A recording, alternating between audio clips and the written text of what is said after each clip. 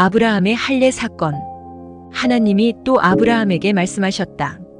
너는 나와 세운 언약을 잘 지켜야 하고 내 뒤에 오는 내 자손도 대대로 이 언약을 잘 지켜야 한다. 너희 가운데서 남자는 모두 할례를 받아야 한다. 이것은 너와 내 뒤에 오는 너의 자손과 세우는 나의 언약, 곧 너희가 모두 지켜야 할 언약이다. 너희는 양피를 베어서 할례를 받게 하여라. 이것이 나와 너희 사이에 세우는 언약의 표이다. 대대로 너희 가운데서 남자는 모두 난지 8해 만에 할례를 받아야 한다. 너희의 집에서 태어난 종들과 너희가 외국인에게 돈을 주고서 사온 종도 비록 너희의 자손은 아니라 해도 마찬가지로 할례를 받아야 한다. 집에서 태어난 종과 외국인에게 돈을 주고서 사온 종도 할례를 받아야 한다. 그렇게 하여야만 나의 언약이 너희 몸에 영원한 언약으로 새겨질 것이다. 할례를 받지 않은 남자, 곧 양피를 베지 않은 남자는 나의 언약을 깨뜨린 자이니 그는 나의 백성에게서 끊어진다.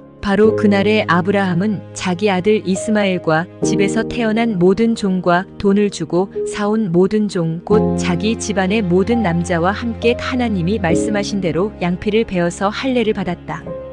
아브라함이 양피를 베어서 할례를 받은 것은 그의 나이 99살 때이고 그의 아들 이스마엘이 양피를 베어서 할례를 받은 것은 이스마엘의 나이 13살 때이다. 아브라함과 그의 아들 이스마엘은 같은 날 할례를 받았다.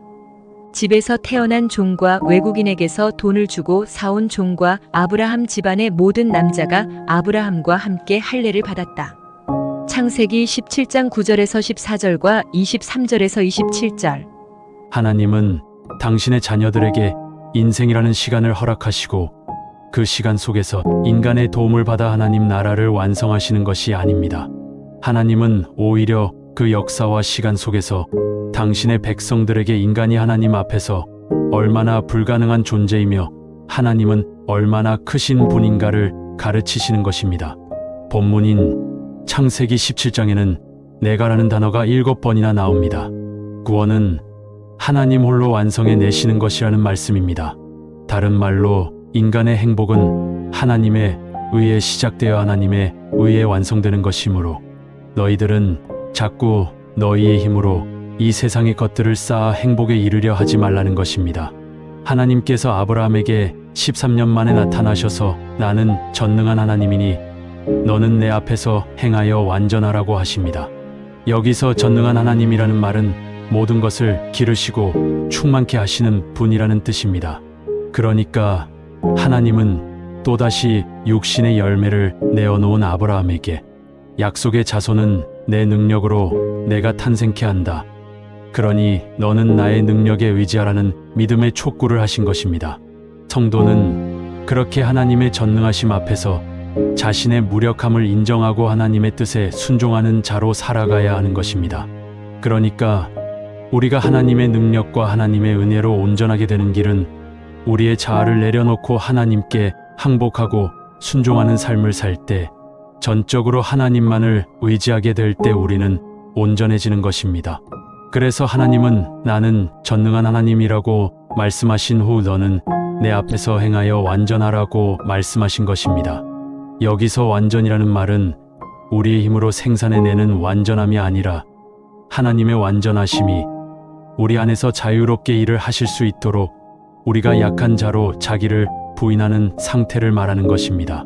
그렇게 하나님의 언약은 하나님 홀로 이루시고 완성해 내시는 것이지만 그렇다고 우리가 뒷짐지고 아무것도 안 해도 되는 것이 아닙니다. 하나님의 언약 성취에는 반드시 그 언약 안에 들어가 있는 자들의 반응이 수반됩니다. 본문 9절에 하나님께서 언약을 내려주시고는 아브라함에게 지키라는 명령을 하십니다. 우리는 믿음으로 구원을 받습니다.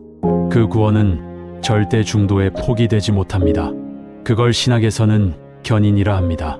그러나 믿음으로 구원을 받은 이들의 삶 속에서는 반드시 실천이 나와야 합니다.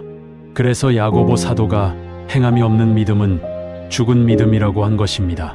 그러나 성도에게서 필연적으로 나타나야 하는 행함은 구원의 원인으로서의 행함도 아니고 구원이라는 결과를 얻어내기 위한 행함도 아닙니다. 성도의 행함은 하나님께서 우리를 자녀라는 관계로 발생하는 아버지와 자식 간의 사랑의 표현이고 독생하신 아들을 주시기까지 우리를 대하신 하나님과 우리 사이의 믿음과 신뢰와 애정과 은혜와 사랑의 관계에 대한 증거로서의 행함인 것입니다.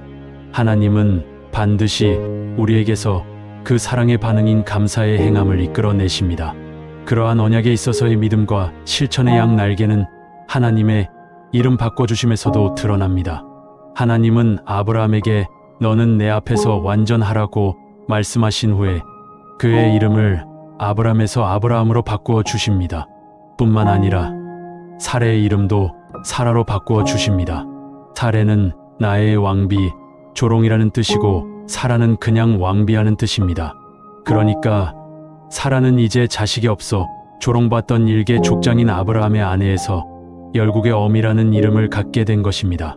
고대 사회에서 이름을 주는 것은 이름을 주는 자가 이름을 받는 자를 소유한다는 소유권을 말하는 것과 동시에 그 이름에 담긴 약속과 능력을 상대방에게 선물한다는 의미가 있는 행위입니다. 그러니까 하나님은 지금 아브라함과 사라에게 새 이름을 주심으로 그들이 하나님의 언약 안에 들어있는 하나님 소유의 백성이라는 것을 밝히심과 동시에 아직 일어나지 않은 약속의 성취를 그들의 삶 속에서 당신의 힘으로 반드시 이루실 것임을 천명하신 것입니다. 하나님께서 아브라함에게 언약을 지키라고 하시고는 그 언약을 지키는 표시로 할례를 명하시는 것도 역시 믿음과 행함의 조화를 보여주고 있는 명령이었습니다. 할례는 남자의 생식기 끝을 조금 자름으로써 즉 전인적인 죽음으로 나와 내 후손의 생명은 오직 하나님께 달려 있다는 신앙 고백입니다. 그러니까 교회의 생명, 즉 영생은 오직 하나님에게서만 말미암는다는 것을 우리는 할례의식을 통해 읽어낼 수 있는 것입니다. 다른 말로 인간의 참 행복은 오직 영생에 의해서만 충족될 수 있는데 그 영생은 하나님으로부터만 온다는 것입니다. 따라서 할례의 행위 그 자체에는 아무런 효력이나 효험이 없는 것입니다. 할례는 예수 그리스도의 십자가의 할례가 우리의 할례가 되어 그 예수 그리스도의 할례의 결과물이 우리에게 거저 전가되는 것을 믿는 마음의 할례를 상징으로 담고 있는 것이었습니다. 그래서 구약에서조차 할례는 마음의 할례임을 여러 곳에서 천명하고 있는 것입니다. 그런데 그렇게 마음의 할례를 받는다는 것이 어떠한 행위를 낳는지가 성경에 잘 나와 있습니다. 내 하나님 여호와께서 내 마음과 내 자손의 마음에 할례를 베푸사 너로 마음을 다하며 성품을 다하여 내 하나님 여호와를 사랑하게 하사 너로 생명을 얻게 하실 것이며 신명기 30장 6절. 모세는 마음의 할례가 마음을 다하고 성품을 다하여 하나님을 사랑하게 하는 열매를 필연적으로 산출하게 됨을 확실하게 기록하고 있습니다. 사도 바울도 역시 똑같은 말을 합니다. 또 그 안에서 너희가 손으로 하지 아니한 할례를 받았으니 곧 육적 몸을 벗는 것이요 그리스도의 할례니라. 골로새서 2장 11절. 마음의 할례를 받은 사람들은 육적 몸을 벗는 삶을 사는 것을 목적지로 하여 그들의 인생을 살게 된다는 것입니다. 이렇게 믿음은 반드시 실천을 수반하는 것입니다. 하나님은 내 언약을 지키라고 하시고는 그 언약을 지키는 표시로 할례를 명하셨습니다.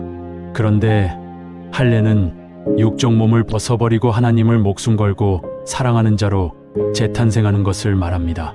따라서 거룩한 물이라는 새 이름을 받은 우리 성도가 이 땅에서 유일하게 해야 할 일은 할례의 삶을 사는 것입니다. 우리는 자가 생산해야 한 육의 서자들을 모두 몰아내고 하나님의 언약의 자손 예수 그리스도를 받아들여 그분이 사신 십자가의 삶을 우리의 삶 속에서 나타내며 살아야 하는 것입니다. 그렇게 할례를 지키는 실천적 삶의 내용은 아브라함이 나중에 그 육의 서자인 이스마엘을 내어 쫓는 것으로 나타납니다. 자식 하나 없었던 노인 아브라함이 86세에 얻은 자식입니다. 그런데 하나님께서 쫓아내라고 하십니다. 그게 바로 할례입니다. 그건 고통입니다. 하나님을 알기 전 내가 나의 인생 속에 낳아놓은 습관, 성품, 집착, 중독 이러한 것들을 끊어내는 것은 살을 베어내고 뼈를 깎는 고통일 수 있습니다. 그러나 쫓아내야 합니다. 그게 자기의 유욕의 서자를 끊어내는 자기 부인인 것입니다. 할례 받은 이후의 자식만 진짜 언약의 자식입니다. 우리가 우리의 무력함과 불가능함을 인정하고 하나님의 은혜를 받아들인 후에 나오는 열매들과 여전히 우리의 힘을 의지하고 우리의 지혜를 의지하여 내어놓는 열매들은 그렇게 다른 것입니다. 아브라함은 할례를 받은 후에 화장실 갈 때마다 그 할례의 의미를 되새겼습니다. 나의 육적 서자로는 절대 언약의 후손을 만들 수 없으며 오직 하나님의 은혜만이 가능하다는 것을 마음에 새겼을 것입니다. 하나님께서 우리 성도에게 약속하신 것은 이 땅에서의 부귀영화나 만사형통이 아닙니다. 하나님께서 우리에게 약속하신 것은 하늘의 삶인 영생입니다. 따라서 우리는 하나님 앞에서 자기를 부인하고 약한 자가 되어 하나님의 온전하심이 나의 삶 속에서 자유롭게 나를 지어가실 수 있도록 결단하고 행동해야 하는 것입니다. 우리 아버지는 전능하신 하나님이십니다. 그분이 우리에게 말씀하셨습니다. 나는 전능한 하나님이다. 너는 내 앞에서 행하여 완전하라. 그분이 지키시고 그분이 완성하실 것입니다.